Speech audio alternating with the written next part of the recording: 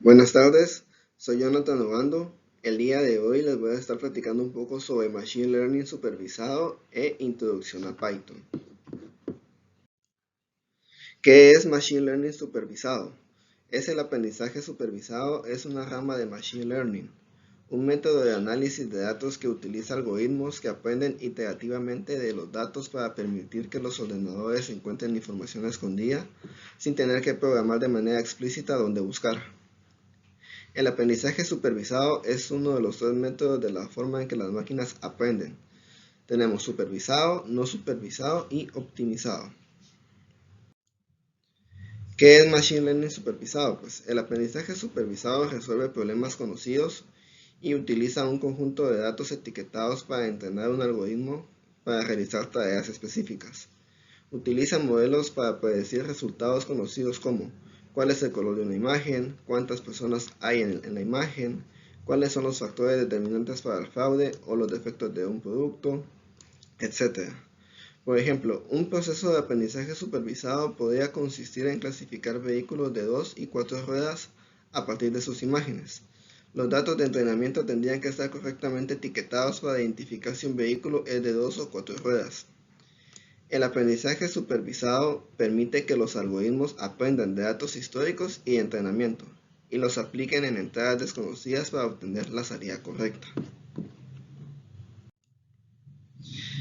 El aprendizaje supervisado se suele usar en principalmente dos problemas: los tipos de clasificación, los cuales generalmente son aquellos en los que intentamos predecir los valores de una variable dependiente categórica, clase, pertenencia a grupos, etc., a partir de una o más variables predictoras continuas. Por ejemplo, podemos estar interesados en predecir quién se graduará o no de la universidad, o quién renovará o no una suscripción. Estos serían ejemplos de problemas simples de clasificación binaria, donde la variable dependiente categórica solo puede asumir dos valores distintos y mutuamente excluyentes. En otros casos podríamos estar interesados en predecir cuáles de los múltiples productos de consumo alternativos diferentes, por ejemplo, marcas de automóviles, decide comprar una persona o qué tipo de falla ocurre con diferentes tipos de motores. En otros casos existen múltiples categorías o clases para la variable dependiente categórica. Por otro lado tenemos los problemas de tipo regresión, los cuales son generalmente aquellos en los que intentamos predecir los valores de una variable continua a partir de una o más variables predictoras categóricas. Por ejemplo, podemos querer predecir los precios de venta de casas unifamiliares, una variable que es dependiente continua, a partir de los varios otros predictores continuos, ejemplo, pies cuadrados, así como predictores categóricos, por ejemplo, estilo de hogar, como rancho, dos pisos, etc., código postal o código de área telefónica donde se encuentra la propiedad. Hay que tener en cuenta que la última variable será de naturaleza categórica, aunque contendría datos numéricos o valores o códigos. Entre los algoritmos más habituales que se aplican para el aprendizaje supervisado tenemos los siguientes. Tenemos árboles de decisión, clasificación de Naive Bayes, regresión por mínimos cuadrados, regresión logística, Support Vector Machines y métodos Ensemble, que son conjuntos de clasificadores. Árboles de decisión. ¿Qué es el algoritmo de Machine Learning de árboles de decisión? Un árbol de decisión es una estructura de árbol similar a un diagrama de flujo donde un nodo interno representa una característica o un atributo, las ramas representan una regla de la decisión y cada nodo de hoja representa un resultado. El nodo superior a un árbol de decisión en Machine Learning se conoce como el nodo raíz. Aprende a particionar en función del valor del atributo y divide el árbol de una manera recursiva llamada partición recursiva. Esta estructura de tipo diagrama de flujo lo ayuda a tomar decisiones. Es una visualización como un diagrama de flujo que imita fácilmente el pensamiento a nivel humano. Es por eso que los árboles de decisión son fáciles de entender e interpretar. Los árboles de decisión clasifican los ejemplos clasificándolos por el árbol desde la raíz hasta algún nodo hoja, con el nodo hoja proporcionado a la clasificación al ejemplo. Este enfoque se llama enfoque de arriba hacia abajo. Cada nodo en el árbol actúa como un caso de prueba para algún atributo y cada borde que está descendiente de ese nodo corresponde a una de las posibles respuestas al caso de prueba. Este proceso es recursivo y se repite para cada subárbol enraizado en los nuevos nodos. Clasificador Navy-Bayes. El algoritmo clasificador Navy-Bayes es un clasificador probabilístico simple con fuerte suposición de independencia. A menudo proporciona una mejor precisión de clasificación en conjuntos de datos en tiempo real que cualquier otro clasificador de los que existen. También requiere una pequeña cantidad de datos de entrenamiento. El clasificador aprende de los datos de entrenamiento y luego predice la clase de la instancia de prueba con la mayor probabilidad posterior posible. También es útil para datos dimensionales altos, ya que la probabilidad de cada atributo se estima independientemente.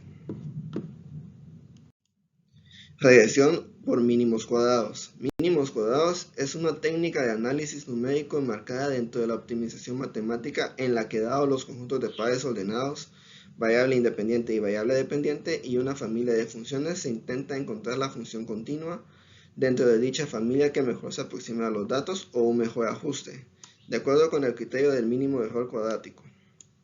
En su forma más simple intenta minimizar la suma de cuadrados de las diferentes ordenadas llamadas residuos entre los puntos generados por la función de energía y los correspondientes valores en los datos.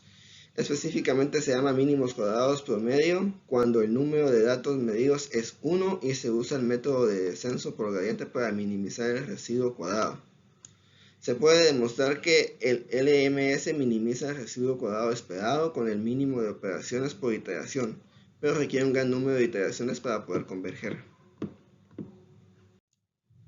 Regresión logística. Es un método de regresión que permite estimar la probabilidad de una variable cualitativa binaria en función de una variable cuantitativa. Una de las principales aplicaciones de la regresión logística es la clasificación binaria, en las que las observaciones se clasifican en un grupo u otro dependiendo del valor que tome la variable empleada como predictor. Por ejemplo, clasificar a un individuo desconocido como hombre o mujer en función del tamaño de la mandíbula.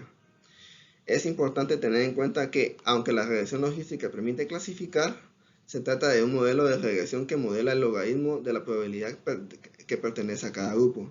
La asignación final se hace en función de las probabilidades predichas. Support Vector Machines son modelos de aprendizaje supervisado con algoritmos de aprendizaje asociados que analizan datos para la clasificación y análisis de regresión. Los Support Vector Machines son uno de los métodos de predicción más robustos y se basan en marcos de aprendizaje estadístico, dado un conjunto de ejemplos de entrenamiento, cada uno marcado como perteneciente a una de dos categorías. Un algoritmo de entrenamiento contribuye a un modelo que asigna nuevos ejemplos a una categoría u otra, convirtiéndolo en un clasificador lineal binario no probabilístico. Aunque hay métodos como plata escalada, existen para usar Support Vector Machines en un entorno de clasificación probabilística. Este modelo asigna ejemplos de entrenamiento a punto en el espacio para maximizar el ancho de la brecha entre las dos categorías. Luego los nuevos ejemplos se mapean en este mismo espacio y se predice que pertenecen a una categoría según el lado de la brecha en el que se encuentren. Además de realizar una clasificación lineal, este modelo puede realizar de manera eficiente una clasificación no lineal utilizando lo que se denomina como el truco de kernel, mapeando implícitamente sus entradas en espacios de características de alta dimensión. Por último, tenemos los métodos ensemble, que en el campo de aprendizaje automático los métodos combinados utilizan múltiples algoritmos de aprendizaje para obtener un rendimiento predictivo que mejore el que podría obtenerse por medio de cualquier algoritmo de aprendizaje individual que lo constituya. La idea de los métodos combinados es considerar múltiples hipótesis simultáneamente para formar una hipótesis que, con suerte y la ayuda de algunos teoremas esenciales, se comporte mejor.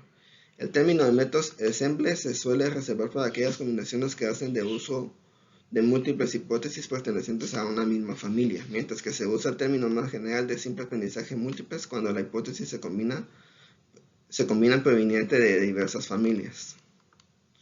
Una combinación de algoritmos de aprendizaje supervisado en sí mismo es un algoritmo de aprendizaje supervisado y puede ser entrenado y usado para hacer predicciones. Sin embargo, se debe tener en cuenta que una combinación de hipótesis de una determinada familia no necesariamente es una hipótesis de la misma familia. por lo que podríamos obtener mejores resultados con los elementos individuales de la misma familia, aunque también podemos correr el riesgo de obtener modelos sobreajustados si no se tienen algunas precauciones. En la práctica, la forma en que se seleccionan los modelos individuales que se combinan hacen uso de algunas técnicas que tienden a reducir los problemas relacionados con el exceso de ajuste de los datos de entrenamiento y mejoran la predicción conjunta. Introducción a Python. Python es un lenguaje de programación de propósito general y de alto nivel que se introdujo por primera vez a finales de la década de 1980. Python se recibió principalmente como un lenguaje de secuencias de comando de propósito general y se utilizó bastante como lenguaje de elección para la programación web y propósitos de guiones durante la última década. Python pasó a ser una gran herramienta para la comunidad informática científica y desde entonces el lenguaje se ha visto con un crecimiento explosivo en la computación científica y aplicaciones de análisis de datos. Python es un lenguaje de código abierto que permite que cualquier persona contribuya a ella en su entorno creando paquetes y poniéndolos a disposición de otros usuarios. ¿Por qué Python para la ciencia de datos? Pues porque es un lenguaje de programación de propósito general y de alto nivel que puede usarse para diversas tareas de programación como web scraping, recopilación de datos, limpieza de datos y muchas manipulaciones también en desarrollo web.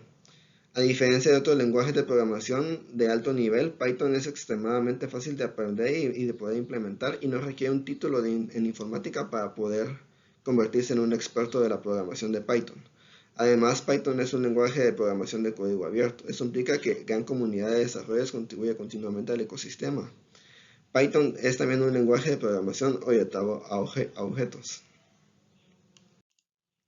¿Qué características tiene Python? Pues, primero es una programación orientada a objetos.